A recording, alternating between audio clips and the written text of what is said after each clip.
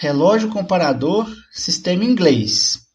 Vamos utilizar essa representação gráfica de um relógio comparador que realiza medições em polegadas para que a gente entenda como funciona esse importante processo de medição indireta. O primeiro passo para realizar a medição de qualquer instrumento de medida é descobrir qual a sua resolução, ou seja, qual é a menor dimensão que esse relógio consegue enxergar. Qual é o valor de cada tracinho, no caso aqui, desse mostrador principal. Para o relógio comparador, não é necessário realizar nenhum cálculo, pois o relógio comparador em polegadas sempre apresentará uma resolução de 1/1000 de polegada. Esse é o valor de cada tracinho aqui do mostrador principal. O segundo passo para a realização de medida com relógio comparador é descobrir se essa variação que está sendo representada nesse instrumento é positiva ou negativa. Vamos ver isso um pouco mais de perto. O relógio comparador, para realizar medições, ele precisa do auxílio de uma peça padrão, a qual a gente conhece a dimensão. Basta, então, colocar essa peça padrão sobre uma mesa apropriada e apoiar o apalpador do relógio sobre a sua superfície e realizar o zeramento do ponteiro maior, o zeramento do ponteiro no mostrador principal. Após isso, a gente vai retirar esse padrão aqui do contato do apalpador e colocar a peça que a gente deseja fazer a medição. Essa peça 1, como é possível perceber, ela tem uma dimensão maior do que a dimensão da peça padrão. A gente tem uma linha tracejada para representar a dimensão da peça padrão. E a borda da peça 1 está acima dessa linha tracejada. A gente percebe que o ponteiro grande se deslocou do 0 até o 10 no sentido horário.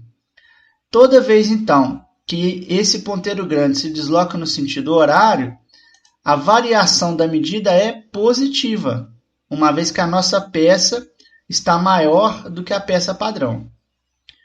Em contrapartida, se a gente fizer o mesmo procedimento, mas a peça for menor do que a peça padrão, podemos perceber aqui que a borda da peça 2 está abaixo da linha tracejada, que representa a dimensão da peça padrão. Nesse caso, o ponteiro saiu do 0 e se deslocou no sentido anti-horário, ou seja, a variação de medida quando o ponteiro grande se desloca no sentido anti-horário é sempre uma variação negativa.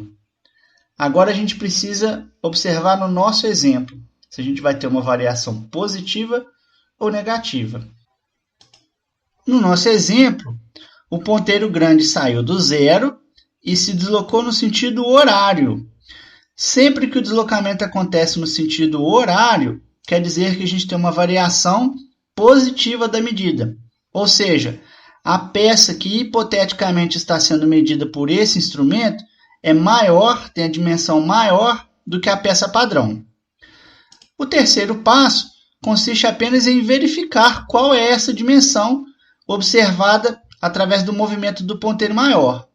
A gente pode perceber que esse ponteiro maior se deslocou no sentido horário, ultrapassando o traço 60, o traço 65, o 66 e coincidindo com o traço de número 67. Como cada traço equivale a 1/1000 de polegada, se deslocamos 67 tracinhos desses, a gente tem um deslocamento equivalente a 67 milésimos de polegada. O próximo passo consiste em verificar a dimensão representada pelo contador de voltas.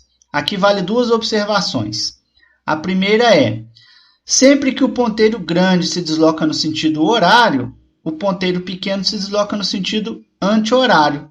Ou seja, o deslocamento do ponteiro do contador de voltas é sempre no sentido inverso ao ponteiro do mostrador principal. Além disso, cada casa ultrapassada pelo ponteiro pequeno equivale a 1/10 de polegada, 0,1 polegadas.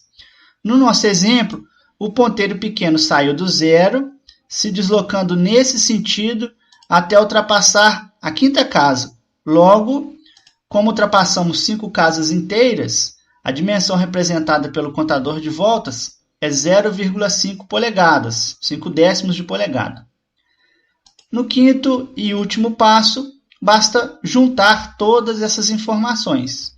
Através do que a gente viu aqui, o deslocamento representou uma variação positiva de 0,5 polegadas com mais 67 milésimos, ou seja, a dimensão representada por esse instrumento é de 567 milésimos de polegada. Muito obrigado e até a próxima.